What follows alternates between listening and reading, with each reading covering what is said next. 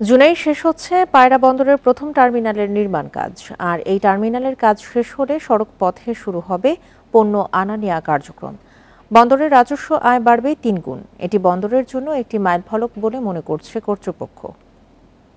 নগদে ৫০০ টাকা বা তার বেশি পেমেন্টে পেতে পারেন ঢাকায় জমিসহ ২০ কোটি টাকার পুরস্কার। ২০২২ সালের ২৭ অক্টোবর পায়রা বন্দরের প্রথম টার্মিনালের নির্মাণ কাজ শুরু হয়।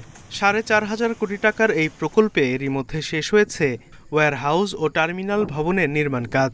৬৫০ মিটার দৈর্ঘ্যের এই টার্মিনালের জেটি ও ব্যাকআপ ইয়ার্ডের কাজ প্রায় ৯০% শেষ।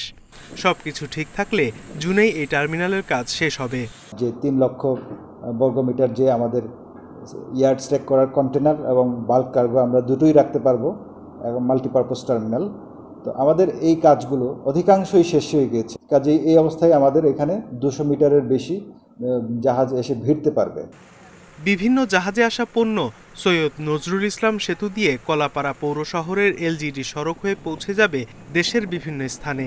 তবে ২০২৬ সালে বন্দরের ৬ লেনের সড়ক ও আন্ধারমানিক নদীর ওপর সেতুর কাজ শেষ হলে পুরোদমে শুরু হবে বন্দরের অপারেশন কার্যক্রম।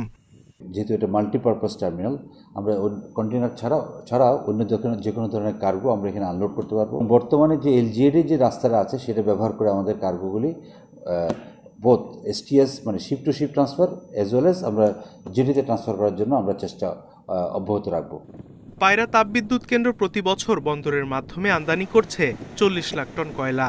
জেলায় ১৩২০ মেগাওয়াটের আরও ২টি ইউনিট চালু হবে শিগগিরই। পুরোদমে কয়লা আমদানি শুরু হলে বন্দরের রাজস্ব আয় বাড়বে ৩ গুণ।